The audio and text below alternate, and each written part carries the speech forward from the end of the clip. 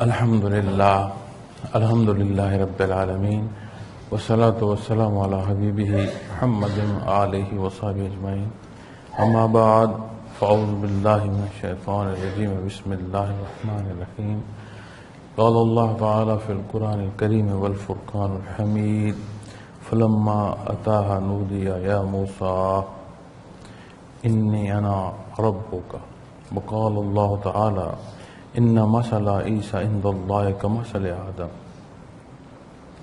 اللہم سبحانک لا علم لنا الا ما علمتنا انک انت العلیم الحکیم مولاي صلی وسلم دائما ابدا علی حبیبک من دانت بہ الرسل. معزز سامعین کرام السلام علیکم ورحمۃ اللہ. اعتکاف کے مبارک ایام اپنے اختتام کی طرف ہیں. کوشش کریں گے کہ آج کے جو پیریڈ ہے اس میں 2 لطائف پر بات ہو جائے.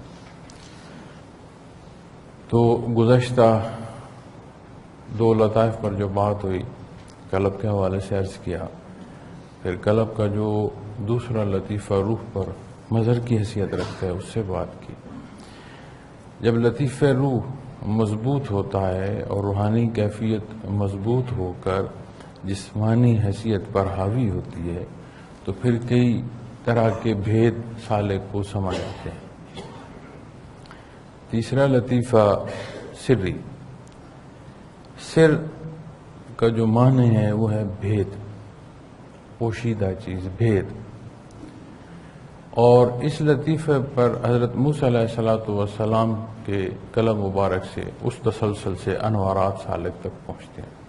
ہمیشہ یاد رکھیے گا کہ یہ جو سالک کی طرف انوارات کی یا کیفیات کا تسلسل کی بات کی جاتی ہے، ایسا نہیں ہے کہ کوئی سالک از خود وہاں سے یہ کیفیات لے سکتا ہے یا یہ انوارات کا تسلسل جو ہے وہ سیدھا اس کے قلب پر آ رہا ہے. یہ ایک تسلسل ہے.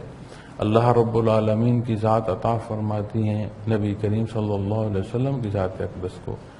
آپ کے قلب اثر سے یہ ان انبیاء رسول جو ہیں اللہ کے مقربین ہیں ان کے قلوب تک، اور پھر وہاں سے ہمیں جو ملتا ہے وہ اپنے مشائخ سے ہوتا ہوا، اور آخر میں جو سالک کو ملتا ہے اس کو اپنے شیخ کے قلب سے ملتا ہے. اس تسلسل کو ہمیشہ یاد رکھیے گا، کیونکہ جب بھی گفتگو ہوتی ہے یا کوئی چیز یا کوئی حصہ ہم پڑھتے ہیں تو اس پڑھنے میں جو بات کا مغز بیان کیا گیا ہے وہ ہمارے سامنے نہیں رہتا. جو الفاظ یا فکرہ ہم نے پڑھا یا جو الفاظ ہماری سماعت سے ٹکرائے ان کو سن کر اس پر پھر از خود ایک بات سوچنے کی جو ہے وہ کوشش کی جاتی ہے جو کہ صحیح نہیں رہتی، کیونکہ اس درجے کا ادراک نہیں ہوتا. جب بندہ اپنے آنے والے یا اگلے سبق کے بارے میں سوچ رہا ہوتا ہے تو اس میں اس کی اتنی مضبوطی نہیں ہوتی کہ اس کے سارے پہلو سمجھ سکے. اسی لیے اس بحر میں یہ ضروری ہوتا ہے کہ بندہ اپنے شیخ کے کہنے کے مطابق چلے، اور وہ کہنا ہمیشہ قرآن و سنت کے تحت ہوتا ہے. تو جو زندگی کے معاملات ہیں اس میں بھی جو بات کہہ دی جاتی ہے اس پر تک اثر جا کر مرتب ہوتا ہے. تو یہ تو ہے وہ شعبہ جس میں ذمہ داری ہی اس فرد کی ہے اور آپ تک اس بات کو پہنچانا. تو ان معاملات میں اس بات کو ضرور دیکھا کریں کہ ایک لفظ کا سننا یا کسی ایک فکرے کا پڑھنا اور وہاں سے اپنے ایک حصے کی تعبیر کو دیکھ لینا اور وہاں سے بات کرنا یہ مناسب نہیں رہتا. اور ان باتوں سے خدشہ ہوتا ہے کہ سالک اپنا نقصان نہ کر لے. یہ بات میں اس لیے عرض کر رہا ہوں کہ یہ معاملات میرے سامنے آتے رہتے ہیں، باتوں میں کم آتے ہیں، پیغام میں یا تحریر میں ای میل وغیرہ میں زیادہ آتے ہیں، چونکہ بندہ وہاں جب بات لکھ رہا ہوتا ہے تو روبرو تو نہیں ہوتا، تو پھر جو دل آتا ہے وہ لکھ لیتا ہے. تو اس میں میں نے دیکھا ہے کہ کئی باتیں ایسی ہیں جو کہی اور گئی ہیں اور سمجھنے والے نے اس کو سمجھ کر جو اس کو اختیار کر رہا ہے وہ درست نہیں. اس لیے یہ ایک جو ذمہ داران کا تسلسل ہے یہ بھی اسی لیے مقرر کیا جاتا ہے، نہ صرف یہ بات پہنچانے بلکہ جو بات پہنچائی جا رہی ہے اس کو صحیح سمجھانے کی بھی ذمہ داری ہوتی ہے. کسی بات کی سمجھ نہ آئے تو بار بار پوچھی جا سکتی ہے، بار بار بتایا جا سکتا ہے، کیونکہ یہ پوچھنا یا بتانا اللہ کی رضا کے لیے ہے. تو اللہ کریم ان حصوں میں سمجھ عطا فرمائے اور اس نزاکت کی سمجھ عطا فرمائے۔ تو حضرت موسیٰ علیہ السلام کی جو آیات مبارکہ ہے اس میں کئی طرح کے بھید۔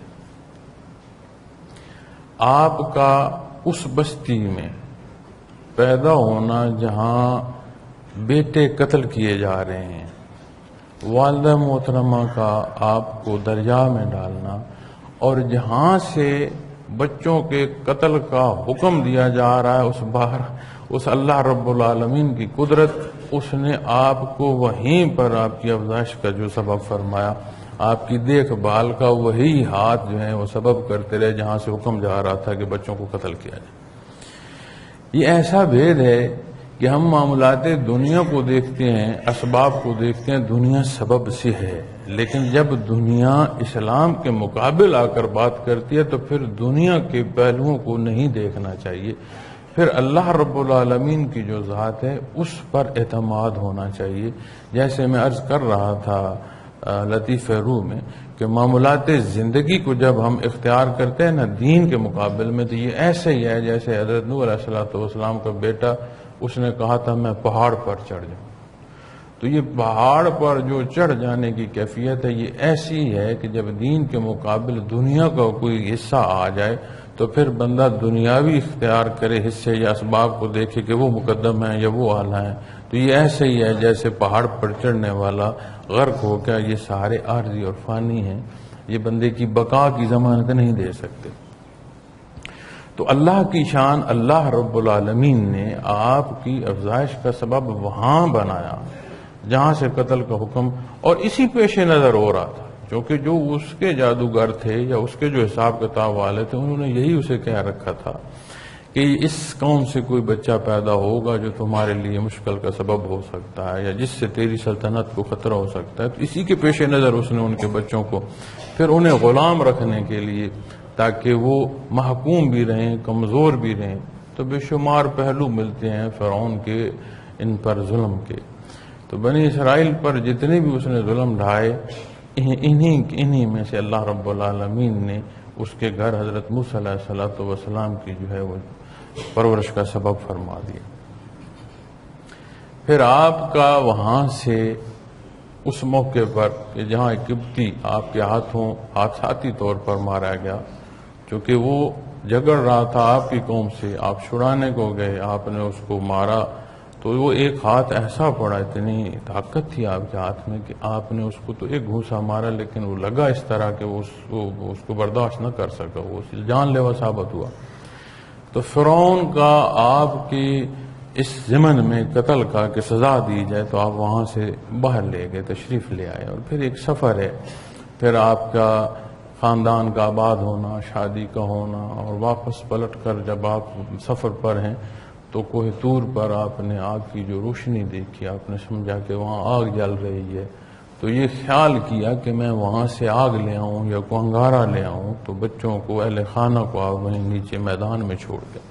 تو جب آپ وہاں پہنچے تو یہ آیا کریمہ وہاں قرآن کریم میں اس موقع پر بیان فرمائی ہے کہ فلما اتاها نودی یا موسیٰ، بس جب اس آگ کے پاس پہنچے تو من جانب اللہ آواز دی گئی کہ اے موسیٰ علیہ السلام، انی انا ربک، یقیناً میں ہی آپ کا پروردگار۔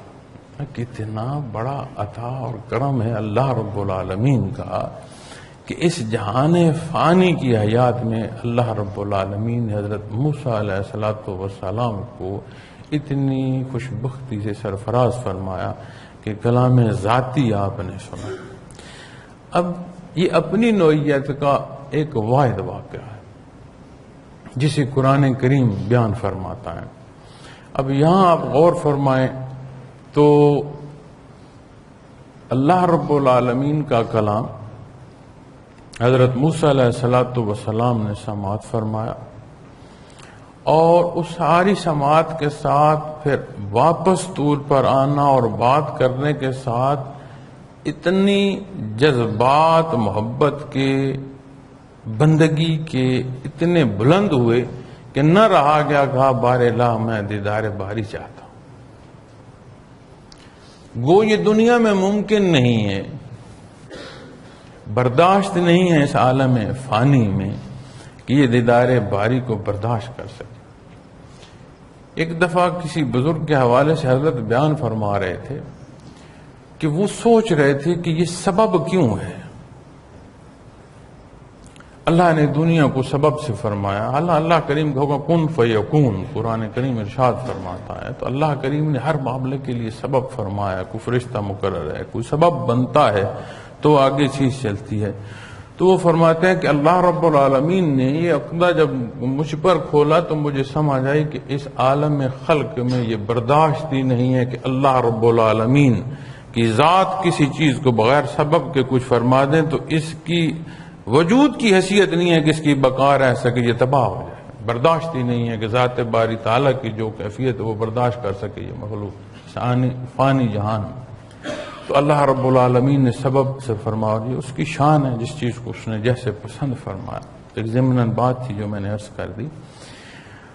تو وہ کیفیت جو حضرت موسیٰ علیہ السلام کو اب اولو العزم اللہ کے نبی اور رسول ہیں، وہ ہستیاں ہیں جنہیں اللہ رب العالمین نے چنا، پسند فرمایا مخلوق تک حق پہنچانے کے لیے، ان ہستیوں میں سے بلند پایا اور شان والے اللہ کے نبی اور رسول، ان کی جو ایمان کی کیفیت ہے اور دیدار باری کی جو انہوں نے تشنگی محسوس کی اور جس در سے اللہ کے حضور اظہار کیا، اور اللہ کی شان کریمی کہ اے موسیٰ تو برداشت نہیں کر سکے۔ کتنا کرم اور احسان اللہ فرما رہے ہیں، نہیں تو فرما دیتے کہ نہیں آپ اس کے یہ دعا ہی نہ کریں۔ تو اللہ رب العالمین نے جب ایک ذرہ تجلیات ذاتی کا فرمایا، سامنے پہاڑ کو دیکھو، یہ عالم خلق برداشت نہیں کر سکتے، تو وہ ایک تجلی کا جو ذرہ ہے وہ سامنے پہاڑ پر پڑا تو وہاں کے ذرے کی جو برداشت نہ تھی زمین کی، اس کے اثر سے حضرت موسیٰ علیہ السلام بے ہوش ہوئے۔ لیکن آپ غور کریں کہ بندگی کی یہ کیفیت کہ دیدار باری تعالیٰ کی طلب اس جہان میں اس درجے کی پیدا ہو گئی کہ یہ سمجھتے ہوئے کہ یہ ممکن نہیں ہے، اس کے حضور عرض کیا۔ اب جب برزخ سے گزر کر قیامت کے حصوں کی بات آتی ہے اور قیامت سے پھر بات آتی ہے اپنے اپنی رہائشگاہوں کی، تو بے شمار عظمتیں جنت کی بیان کی جاتی ہیں، وہاں اللہ کی بے شمار نعمتیں ہیں۔ قرآن کریم میں جگہ جگہ ارشاد فرمایا گیا، اور بعض حصے تو ایسے ہیں جن پر بیان فرما دیے کہ کھائیں گے کیا، پئیں گے کیا، رہیں گے کیا، رہائشیں کیسے ہوں گی، بیٹھیں گے کیسے، ان کے چہرے کیسے ہوں گے۔ ساری گفتگو کے بعد جو نچوڑ آتا ہے بات کا کہ اہل جنت پر جو سب سے بڑا اللہ کا کرم اور احسان ہوگا، قرآن و سنت کے تحت جو وہ بات سامنے آتی ہے وہ دیدار باری تعالیٰ۔ اور جہاں یہ دیدار باری تعالیٰ ممکن ہے اور بندہ ایسا بدبختی یہاں سے بنا کر لے جائے کہ وہاں اس سے محروم ہو جائے، تو پھر اس نے اپنی تخلیق میں کیا پایا، اس ساری حیات میں اس نے کیا حاصل کیا۔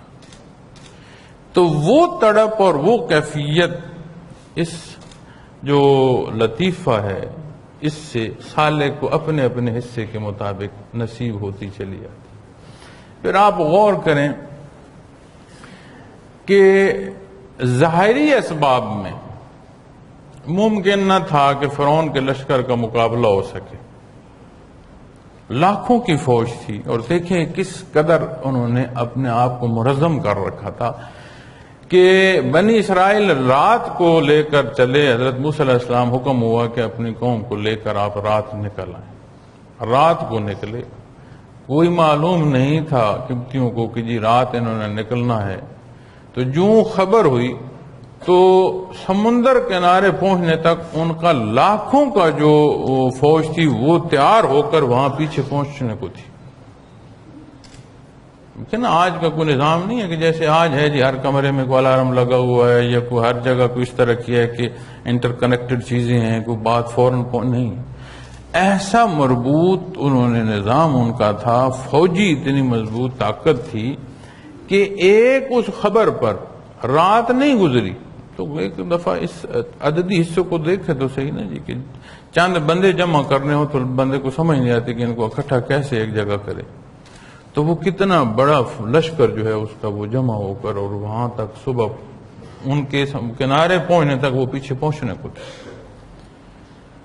تو دنیا کے معاملات میں اللہ کریم نے اتنا کچھ عطا فرمایا تھا کہ اس وقت اس کی طاقت کو کوئی دوسری جو بیرونی ممالک ہیں ان سے کوئی خطرہ نہیں تھا. بجائے شکرانے کی کیفیت کے وہ دوسری طرف چلے گئے، انا ربکم الاعلی، کہ میں سب سے بڑا، میں پالنہار ہوں تمہارا، میں تمہارا روزی رساں ہوں اور میں مجھے سجدہ کرو. وہ دوسری طرف نہ شکری کی طرف چلے گئے.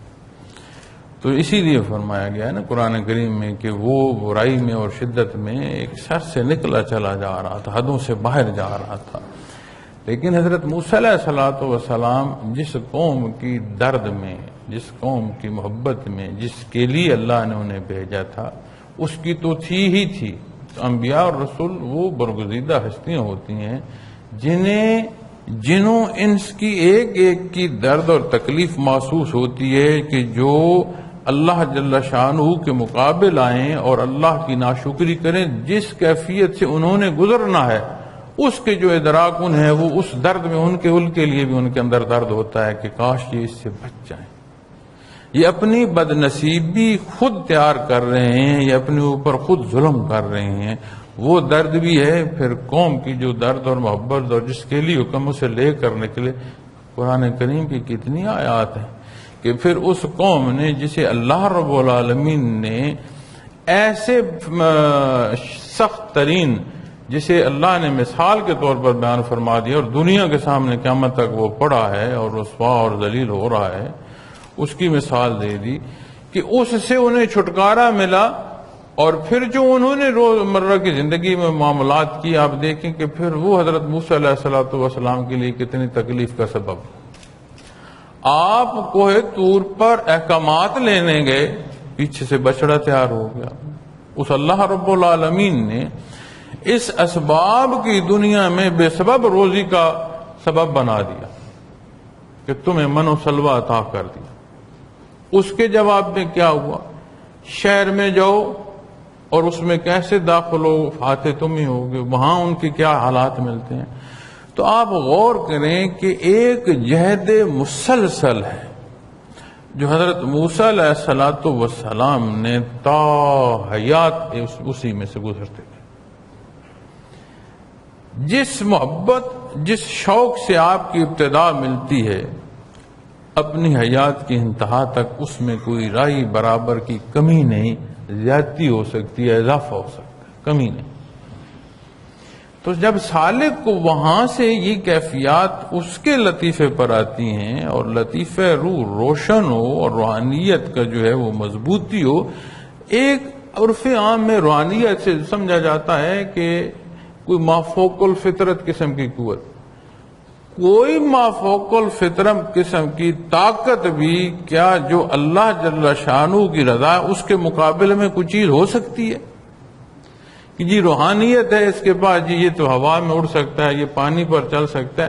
دوسری طرف دیکھو جس موضوع پر بات ہو رہی ہے کہ اللہ راضی ہو، اور مخلوق تخلیقی عناصر میں ہی جو قوت ہے اس کو اگر دیکھ کر اعلیٰ سمجھنا شروع کر دیں تو بات پھر یہ سوچنے کی ہے کہ یہ سمجھنا درست ہے یا کوئی اس دماغ میں فطور ہے، اس قلب کے اندر کوئی نقص ہے. اس لیے کہ جو منزل ہے وہ اللہ کی رضا ہے، تو کتنی عظیم منزل ہے اور واحد ذات ہے خالق کی. باقی جو کچھ ہے وہ مخلوق ہے اور ہر شے اس کی محتاج ہے، اور جس کا سب کچھ محتاج ہے اس کی رضا کو چھوڑ کر جو اس کا محتاج ہے اسے سمجھنا کہ یا اللہ کہ کیا اس کو بندہ کہے. یہی ہے نا کہ اپنی راہ سے بھٹکنے کی بات. تو روحانیت وہ ایمان کی کیفیت ہے جو مجبور کر دے نیت سے عمل تک اتباع محمد الرسول اللہ صلی اللہ علیہ وسلم. اس میں کوئی ذاتی خواہش، ذاتی چاہت، ذاتی طلب رہتی نہیں ہے. اگر طلب ہے تو طلب کو طلب صادق ہی جب کہا جائے گا جب وہ اتباع محمد رسول اللہ صلی اللہ علیہ وسلم کی طلب، مگر وہ طلب صادق ہی نہیں کہلائے گی. تو آپ غور کریں کہ یہ جو حقیقی حصے ہیں ان میں بندے کو جب اس رابطے سے، اس انداز سے اس کے قلب، اس کے تیسرے لطیفے سری تک کیفیات آتی ہیں، تو اسے اپنی ساری زندگی کے سارے بحروں میں، سختیوں میں، نرمیوں میں، کامیابیوں میں، عارضی اور دنیا کی فانی جو نقصانات ہیں ان میں، ہر بحر میں وہ ایک جہد مسلسل کرتا ہوا اللہ کی رضا کو چلتا چلا جاتا ہے۔ قرآن کریم کی آیات میں بھی ایک جگہ اسی طرح بیان ہے، اس میں مفہوم ہے کہ تمہارے لیے ایک کٹھن راستہ، اس کا مفہوم عرض کر رہا ہوں چونکہ مجھے آیا کریمہ پوری تو اس طرح یاد نہیں ہے، لیکن مفہوم عالی جو ہے ایک کٹھن راستہ، اس کی منازل طے کر کے اللہ کی رضا کو پہنچے۔ تو بندہ جو مسافر جیسے راہ کا ہے وہ پھر راستے کو نہیں دیکھتا کہ کیسی منزل ہے یا راستہ کیسا ہے، وہ پھر راستے کو منزل، جو منزل جو اس کی مقصود ہے اسی کو دیکھتا ہے اور وہی اس کی منزل رہتی ہے۔ پھر ایک اور پہلو یہیں سے، وَأَوْحَيْنَا أُمِّ مُوسَىٰ، اللہ جل شانہ نے فرمایا ہم نے موسیٰ علیہ السلام کی والدہ معاہدہ سے بات کی۔ آپ نبی نہیں ہیں، خواتین میں نبوت نہیں ہے، لیکن غور کریں کہ جو مقربین بارگاہ الہی ہے اس کے ساتھ جو رشتہ ہے، اور اگر اس رشتے میں صالح پہلو ہو تو کس قدر اللہ وہاں بھی نواز دیتے ہیں۔ تو جب صالح خالص نیت سے اللہ کے حکم کی تعمیل میں اور دین کے اختیار کرنے میں اور اس کی رضا میں اور اس کی کثرت یاد میں لگتا ہے، تو پھر اس کے جو اہل و عیال ہیں ان میں جو حد شرع کی طرف جس کا راستہ ہو، جو اس طرف راغب ہو، اللہ کریم ان پر بھی احسان فرمانا شروع کر دیتے ہیں، انہیں بھی ہدایت نصیب ہونا شروع ہو جاتی ہے۔ چونکہ میں اللہ کی طرف سے جب کسی کو کوئی شے نصیب ہوتی ہے تو وہ اس کے صلے میں بھی اللہ کے قرب جو ہے وہ انعام کے طور پر عطا ہوتا ہے۔ تو انعام کے طور پر جو کچھ عطا ہونا ہے اس کے لیے پھر سبب تو کردار ہوگا نا جی، روزمرہ کے معمولات ہوں گے۔ تو خالص نیت سے بندہ جب ذکر کرتا ہے اور یہ لطیفہ روشن ہو تو جو اس کے اہل و عیال ہیں، جو اس کے قریبی ہیں، ان پر بھی اللہ کی کرم نوازی ہونا شروع ہو جاتی ہے۔ تو اس لطیفے کے پر ذکر کا جو طریقہ ہے وہ بھی میں نے عرض کیا کہ جیسے ہمیشہ سانس اندر آئے تو لطیفے قلب میں لفظ اللہ اترے گا اور روح کی چوٹ جو ہے وہ متعلقہ لطیفے پر لگے گی، تو روح قلب کے مقابل ہے سینے میں، اور سری جو ہے یہ قلب کے اوپر آ جائے گا، اور یہاں جو انوارات کا تسلسل آتا ہے ان کا رنگ سفید ہے، اور کیفیات جو میں نے عرض کی اس کے تحت آتی جاتی ہیں، اور اللہ کریم راسخ فرمائے، مضبوط فرمائے، تو یہی تسلسل پھر اگلے لطائف کے لیے مضبوطی کا سبب بنتا ہے۔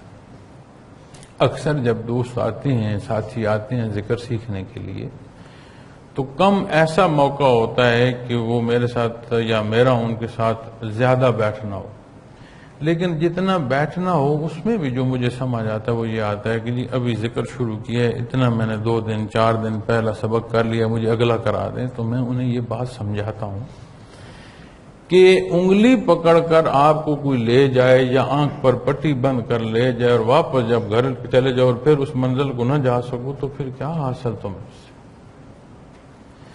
پھر جب آپ ذکر مضبوط کرو گے تو کم از کم مہینہ 1.5 لگائیں اسے مضبوط کریں، جب اس قابل ہو جائیں کہ دیکھ نہ سکیں تو محسوس تو کر سکیں نا۔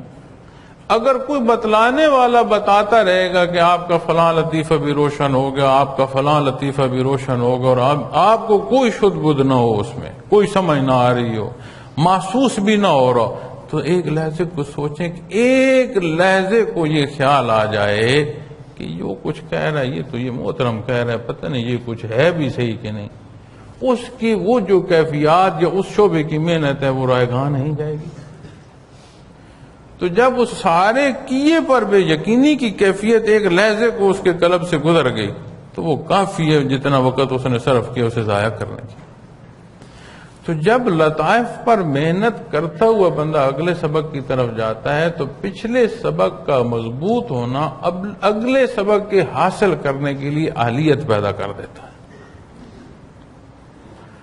تو جب بندے کا یہ لطیفہ مضبوط ہوتا ہے تو اس کا کردار ہمہ وقت جو ہے اللہ کی رضا کو، جتنی سختیاں بھی آئیں، جتنے جیسے بھی حالات ہیں. اب حضرت موسیٰ علیہ الصلوۃ والسلام فرعون کے دربار میں آپ ہیں، حضرت ہارون علیہ الصلوۃ والسلام آپ کے ساتھ ہیں. قرآن کریم میں بھی یہ واقعہ بیان ہے، علماء کرام بھی بیان فرماتے ہیں، مشائخ اعظام بھی یہاں بیان فرماتے ہیں. ایک نقطہ یہاں حضرت جی رحمت اللہ تعالی علیہ فرمایا کرتے تھے کہ جو جادوگر فرعون کے کہنے پر اس کے دربار خاص بننے کے لیے آپ کے مقابل ہوئے، جب انہوں نے حقیقت دیکھی نا کہ جو کچھ وہ تو میدان میں لائے وہ اس طرح تھا کہ متشکل وہ دھوکہ تھا، دیکھنے والے کی آنکھ کو دھوکہ تھا، وگرنہ وہی لکڑیں اور وہی رسے پڑے تھے میدان میں. حقیقت میں ان کی تبدیلی نہیں تھی. انہوں نے دیکھنے والے کے دیکھنے کو انہوں نے ایسا کیا تھا کہ وہ دیکھنے میں لگتا تھا کہ سانپ اور اژدہا ہے، حقیقت میں وہ سانپ اور اژدہا نہیں تھے. اور جب حضرت موسیٰ علیہ الصلوۃ والسلام نے عصا پھینکا تو نہ صرف وہ حقیقت میں اژدہا بنا، جو کچھ میدان میں تھا وہ نگل گیا، ان کا وجود ختم ہو گیا، ان کا وجود ہی ختم ہو گیا. اب جادوگروں کی تو مہارت یہ تھی کہ دیکھنے والے کی آنکھ کو دھوکہ ہو جائے. وہ تو سمجھتے تھے کہ یہ جادو تو نہیں ہے بھائی، نہ صرف یہ آنکھ کے دھوکے کی کوئی بات کر رہا ہے، جو کچھ ہم نے ڈالا اس کا وجود ہی ختم ہو گیا. تو یہ سارا کچھ کہاں گیا، انہیں سمجھ آ گئی کہ یہ انسانی بس کی بات نہیں. لیکن اس سے آگے جو نقطہ حضرت رحمت اللہ تعالی علیہ ارشاد فرمایا کرتے تھے، وہ کلام جو فرعون اور ان کے مابین، جب انہوں نے حضرت موسیٰ علیہ الصلوۃ والسلام کے ارشاد کو حق مانا تو فرعون نے کہا تھا نا کہ میں مخالف سمت کا ہاتھ اور مخالف سمت کی جو تمہاری ٹانگ ہے کاٹ کے سولی پر چڑھا دوں. تو انہوں نے اللہ جل شانہ کی عطا اور شہادت کی بات کی. تو کہاں موقع تھا فرعون کے دربار میں کہ حضرت موسیٰ علیہ الصلوۃ والسلام نے انہیں بٹھایا اور انہیں بٹھا کر تبلیغ فرماتے رہے اور انہیں حالات موت کے بتائے، انہیں برزخ کے بتائے، انہیں شہادت کے بتائے، انہیں روز معاشر کے بتائے. وہ تو موقع کی بات تھی اور بات چلتے چلتے وہاں جا کر ختم ہوئی کہ انہوں نے جادوگروں نے کہا کہ یہ انسان کی بس کی بات نہیں. انہوں نے آپ کی بات کی تائید کی اور اس نے حکم صادر کر دیا ان کی سزا.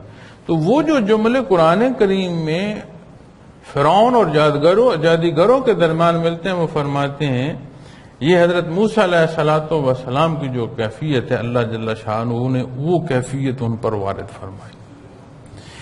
سالک ٹوٹے پھوٹے لفظوں سے بول رہا ہوتا ہے، جب دعوت دے رہا ہوتا ہے اور لوگوں کو ذکر سکھا رہا ہوتا ہے تو وہ ٹوٹے پھوٹے لفظوں سے بول رہا ہوتا ہے. اگلے کی سماعت نہیں، اگلے کی قلب میں وہ باتیں اتر رہی ہوتی ہیں.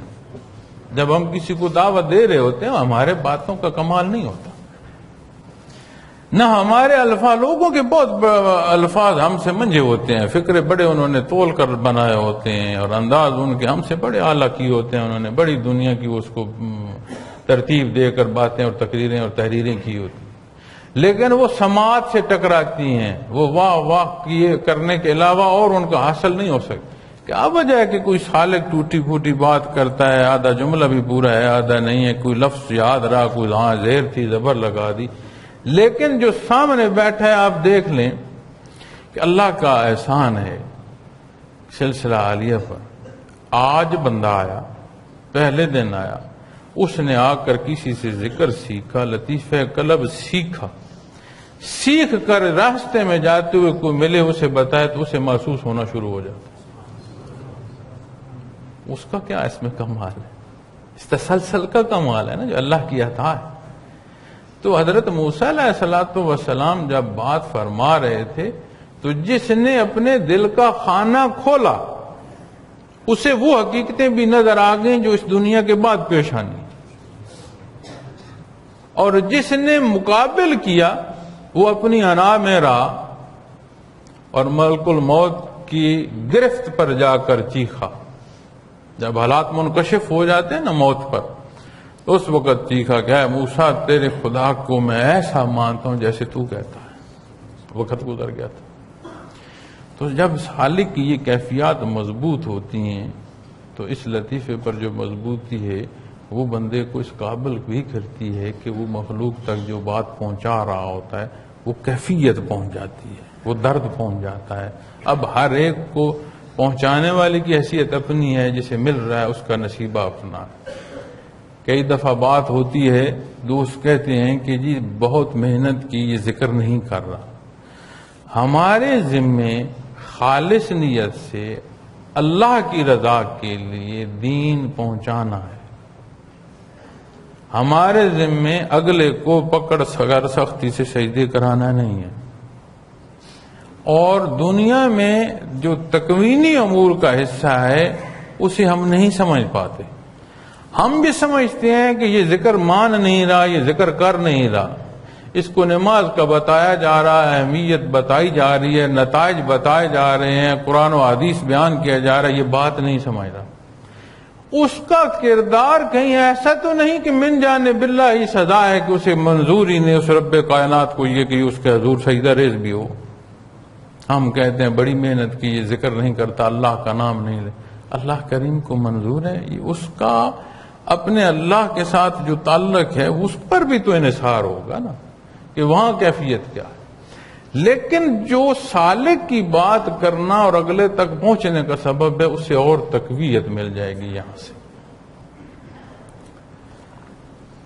تو جب یہ لطیفہ مضبوط اور راسخ ہوگا تو جس درجے کا یہ مضبوط ہوتا جائے گا پھر اگلے لطیفے پر اس کے اثرات مرتب ہونا شروع ہو جائیں. تو اگلا جو چوتھا لطیفہ ہے وہ ہے خفی. سر سے بھی اس کا جو بھید ہے وہ گہرا ہے. سری یعنی بھید، تیسرا لطیفہ بھید، پوشیدہ بات. اب خفی مزید جو اس سے بھی بھید میں اور گہرائی ہے، مزید گہرا ہے. اس کی جو آیہ کریمہ میں نے تلاوت کرنے کی سعادت حاصل کی ہے، اس میں اللہ رب العالمین نے ارشاد فرمایا ان مثل عیسی عند اللہ کمثل آدم. یہ آیہ کریمہ کی جو شان نزول ہے، یہ عیسائیوں کا ایک وفد مدینہ منورہ میں نبی کریم صلی اللہ علیہ وسلم کی خدمت میں آیا.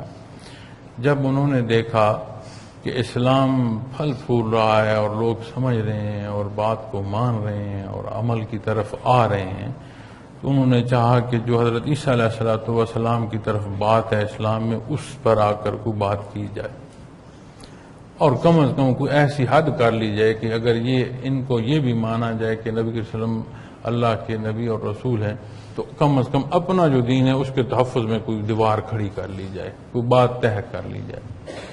تو وہ بات آ کر آپ کے حضور انہوں نے کی.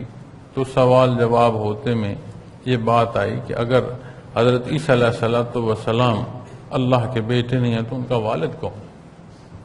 تو یہ آیہ کریمہ اللہ رب العالمین نے ارشاد فرمائی بے شک اللہ کے نزدیک عیسیٰ علیہ السلام کی مثال آدم علیہ السلام کی مثال کی طرح ہے.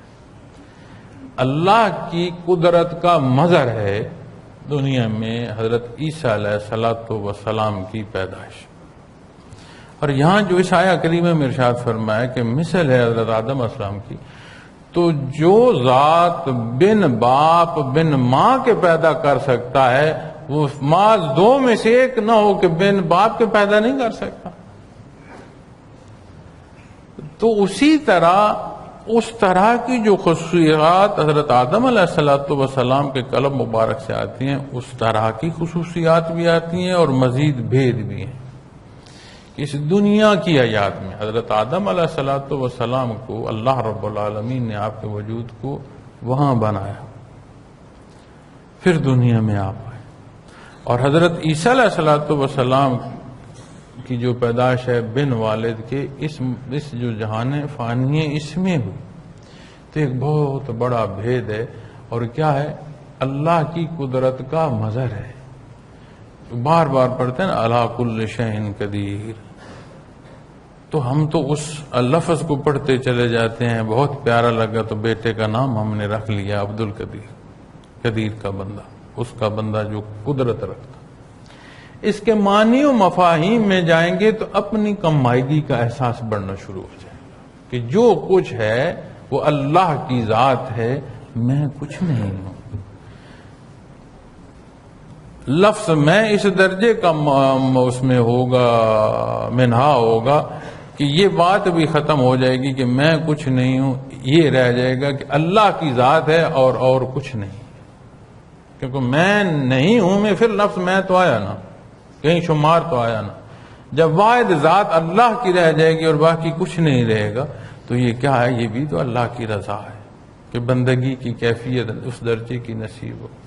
پھر حضرت عیسیٰ علیہ السلام کی دنیاوی معاملات میں مردے کا زندہ کرنا ہو یا ایسی بیماریاں ہوں جن کا لا علاج ہیں اور آبادیوں سے لوگوں کو نکال دیا جاتا ہو اور آپ کو اللہ شفا کا ذریعہ بناتا ہو، تو جو دنیا کی تکالیف ہیں ان میں بھی اللہ رب العالمین آسانی فرماتے ہیں۔ اور اس بحر کو اس پہلو پر نہ سمجھ لیا جائے کہ جی میں بھی پھر مردوں کو زندہ کر لوں، اپنے آپ کو بھی تو ہم دیکھیں۔ حالانکہ اس خطے کی تاریخی واقعہ ہے، اسی خطے میں جس میں ہم بستے ہیں اس کا تاریخی واقعہ ہے کہ جب انگریز کا تسلط ہوا تو انہوں نے مذہبی پیشوا بھیجے تھے کہ اسلام کا جو ہے اس کے مقابل اپنے جو مذہب ہے اس کی پرچار کریں، اور علماء سے ان کے بے شمار مقابلے بھی ہوئے۔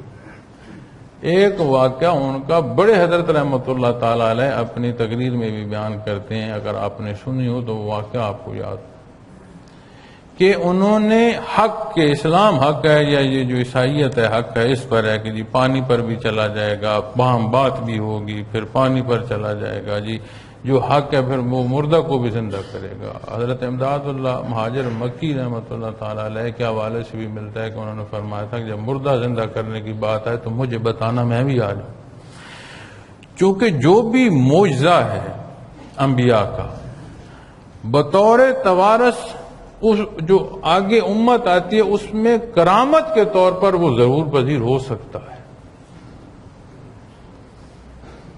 تو انہوں نے فرمایا کہ حضرت عیسیٰ علیہ السلام کے وارث ہم ہیں جو ہم اسلام پر عمل پیرا کر رہے ہیں، آپ تو تجاوز میں چلے گئے۔ تو وہ حصے جو من جانب اللہ معمولات زندگی میں سہولت، تکالیف میں، بیماریوں میں، مسائل میں اللہ کریم آسانیاں فرماتے چلے جاتے ہیں، بندے کو یہ بھی سمجھ نہیں ہوتی کہ یہاں مجھے یہ چوٹ لگنی تھی اور اللہ نے مجھے بچا لیا۔ چوٹ لگ کے شفا ہو تو سمجھ آتی ہے کہ ہاں زخم جلدی بھر گیا، اللہ کریم اس موقع پر حفاظت فرما دیں گے کہ وہ تکلیف آئے ہی نہیں تو معلوم بھی نہیں ہوگا کہ حفاظت الہیہ نصیب ہو۔ اس کے کرم اور احسان ہے تو بے شمار پہلو ہیں جو نصیب ہوتے آتے ہیں۔ پھر ایک اور چیز اور ضمن عرض کر دوں، ہمارے نزدیک کسی کے لیے دنیا سے گزرے ہوئے کے لیے کسی کے لیے کچھ پڑھنا اللہ کریم کا احسان ہے کہ اس کے فائدے کا سبب، اور بے شک پڑھنا چاہیے۔ یہاں بات دربار رسالت صلی اللہ علیہ وسلم کی بھی آ سکتی ہے لیکن وہ بہت بلند بات، میں ایک چھوٹی سی بات عرض کرتا ہوں کہ اولیاء اللہ کی جو سمن ہیں ان کے واقعات میں ایک واقعہ ملتا ہے کہ ایک بزرگ لکھتے ہیں کہ وہ دین کی طرف کیسے پلٹے۔ تو فرماتے ہیں کہ کفن چور تھا، اور کفن چور جو ہے وہ کوشش کرتا ہے کہ قبر کیسی ہے، جگہ کیسی ہے اور کفن کا کپڑا کیسا ہے یہ دیکھ لیا جائے۔ خاتون فوت ہو گئی تو امیر خاتون تھی تو اس کے جنازے میں گیا تو امیر خاتون ہے تو لا محالہ اس کا جو کفن کا کپڑا ہے یہ بھی قیمتی ہوگا، تو چلا گیا۔ رات کو گئے، انہوں نے ایک طرف پاؤں سے اس کی قبر کھودنا شروع کی کہ قبر کھود کر نیچے سے ایک طرف سے اس کو پکڑ کر کھینچ لوں گا جو کفن ہے۔ تو قبر جب کھودی تو قبر ہی نہ کھدی، قبر کے حالات منکشف ہو گئے، وہ قبر کے اندر اتر گئے۔ اندر دیکھا کیا ہے، اندر کو روشن اور کھلا میدان ہے تو قبر تو نہیں، اندر اتر گئے۔ دیکھا تو ایک خوبصورت محل ہے، اس کے سامنے سین ہے اور ایک اونچا سا جگہ بنی ہے، وہاں وہ خاتون بیٹھ قرآن پڑھ رہی ہے۔ حیران ہو کر ایسے دیکھنا شروع ہو گئی، خاتون چلا، یہ تو وہ خاتون ہے جس کا جنازہ پڑھا۔ تو اس خاتون نے کہا جن کو اللہ بخش دیں یا جنت کا وعدہ فرما دے، ان کے یہ کام ہوتے ہیں جو آپ کر رہے ہیں؟ انہوں نے کہا بی بی کس کی بات کر رہی ہو؟ اگر میری بات کر رہی ہو تو میں تو اب بھی کفن چوری کرنے آیا ہوں، میں کون سا نیک اور صالح بندہ ہوں؟ تو وہ لکھتے ہیں کہ اس خاتون نے مجھے کہا کہ میں نے تمہیں دیکھا تھا، میرے جنازے کی پہلی صف میں تم کھڑے تھے، اور جب میں قبر میں پہنچی تو میرے اللہ نے یہ احسان فرمایا مجھ پر، اس نے مجھے یہ عطا فرمایا کہ نہ صرف تجھے بخشتا ہوں، جو تیرے جنازے میں شریک ہیں انہیں بھی بخشتا ہوں۔ اللہ نے تخصیص نہیں فرمائی تھی کہ تو کس نیت سے کھڑا تھا۔ وہ فرماتے ہیں وہاں سے میں واپس پلٹا، قبر بند کر دی، پھر ساری زندگی اللہ اللہ میں اور توبہ میں بسر ہو۔ میں بڑا چھوٹی سی ایک بات عرض کر رہا ہوں کہ یہ وہ لوگ جو اس راستے کے مسافر ہوں، جن پر اللہ راضی ہو، وہ یہاں سے چلے جائیں، ان کی بخشش کا سبب اور ان کی بلندیوں کا سبب ان کے لیے تو اس میں کتنا فائدہ اللہ بہتر جانتا ہے، لیکن ہمیں یہ بھی معلوم ہونا چاہیے کہ وہ ہمارے لیے کتنا فائدہ مند ثابت ہو سکتا ہے۔ کتنی صدقات، کتنے قرآن پاک، کتنے درود شریف ہم نبی کریم صلی اللہ علیہ وسلم کی ذات اقدس کے لیے پڑھتے۔ تو میں نے پہلے کہا وہاں کی بات تو بہت بلند ہے، اب جو کچھ ہم نے پڑھ کر بخشا اس پر جو اللہ راضی ہوں گے تو اللہ کریم نے تو آپ کا ہما وقت آپ کی شان بلند ہو رہی ہے، ہما وقت بلند ہو رہی ہے، تو جو اللہ راضی ہوں گے وہ تو ہماری بخشش کا سبب ہو جائے گا۔ تو یہ باتیں نقطے اس راہ کے مسافروں کی یہ حصے مضبوط ہوں اور اللہ رب العالمین اس کی محنت کی توفیق عطا فرمائے، اور جب اس خفی پہلو پر آئیں گے تو مزید بھید ہیں اس میں۔ آپ کی پیدائش میں بھید ہے، پھر آپ کے کلام میں بڑا بڑا بھید ہے کہ وہ بچہ جس کے بارے میں فرمایا اسی سے پوچھ لیں کہ اس کی پیدائش کیا ہے اور یہ کون ہے، سوالوں کا جواب وہ بچہ دے رہا ہے جو نوزائیدہ ہے۔ پھر زندگی کے معمولات سے گزرتے ہوئے آپ کی وہ ذات جسے اللہ رب العالمین نے آسمانوں پر اٹھایا۔ یہاں ایک حضرت رحمۃ اللہ تعالی علیہ فرماتے ہیں کہ ظہور عیسوی علیہ السلام سے متعلق وہ فرماتے ہیں کہ دنیا اللہ نے سبب سے بنائی اور ہر وقت میں ہر صدی میں اللہ نے اہل اللہ پیدا فرمائے، چونکہ دنیا کا جو نظام ہے یہ عدل پر قائم ہے، اور عدل جب خراب ہو تو پھر اس کی بقا نہیں رہتی۔ جیسے کوئی دوائی کا نسخہ بھی ہو، حکیم کو نسخہ ترتیب دیتا ہے تو جو اس کے اندر اجزاء ڈالے جا رہے ہیں وہ ان کی ترتیب غلط کر دیں تو بجائے صحت کے وہ موت کا سبب ہو سکتا ہے، مزید بیماری کے بڑھنے کا سبب ہو سکتا ہے۔ اسی طرح دنیا میں اگر برائی ہی بڑھ جائے اور اچھائی نہ رہے تو جو اللہ کریم کا قیامت ہے اس کے حوالے سے نبی کریم صلی اللہ علیہ وسلم نے بیان فرمایا لا تقوم الساعة حتى لا يقال في الارض اللہ اللہ۔ جب دنیا میں نور ایمان نہیں رہے گا تو یہ دنیا کی حیات تو نور ایمان سے ہے، جب یہ نہیں رہے گا تو قیامت قائم ہو جائے گی۔ تو اگر دنیا چل رہی ہے اور یہ شب و روز کا تغیر اور تبدل ہے تو جو برائی اور اچھائی ہے اس کا بھی ایک پیمانہ برابر رہے گا۔ اگر برائی ہے تو اس کے نزدیک سامنے اچھائی بھی۔ کتنے اللہ کے برگزیدہ ہستیاں ذکر اور اذکار اور محنتیں اور عبادتیں کرنے والے تھے، اور کہاں ہم جیسے کمزور لوگ کہاں لطائف مراقبات اور منازل کی بات کر رہے ہیں۔ کبھی اپنا مجاہدہ ہم نے دیکھا ہے؟ جتنی برائی شدید ہوئی اللہ کریم نے کمزور لوگوں کو بھی وہ عطا کر دیا جس کے وہ قابل نہیں، اس کی اپنی شان۔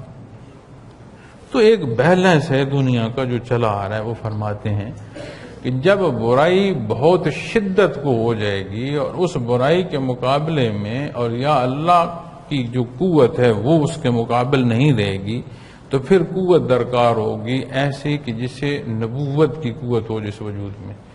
تو بعد میں تو اور کوئی نبوت احکام کے حوالے سے تو آنی نہیں، تو ذات کے حوالے سے حضرت عیسیٰ علیہ السلام کو اللہ کریم نے دوبارہ پھر دنیا میں آ کر احیاء اسلام کے لیے پسند فرمایا۔ میں نے عرض کی دنیا سبب سے ہے، تو وہ مسبب الاسباب ہے، اس نے سبب فرمایا، ورنہ تو پہلے دن ہی شیطان جو تھا اس نے اس کو وہیں ختم کر دیا جاتا، جو کفر کرتا وہیں ختم کر دیا جاتا، جو عبادت نہ کرتا، دین سے تجاوز کرتا، اس کو وہیں سزا دے دی جاتی۔ اس نے قانون بنایا جس انداز کو اس نے پسند فرمایا۔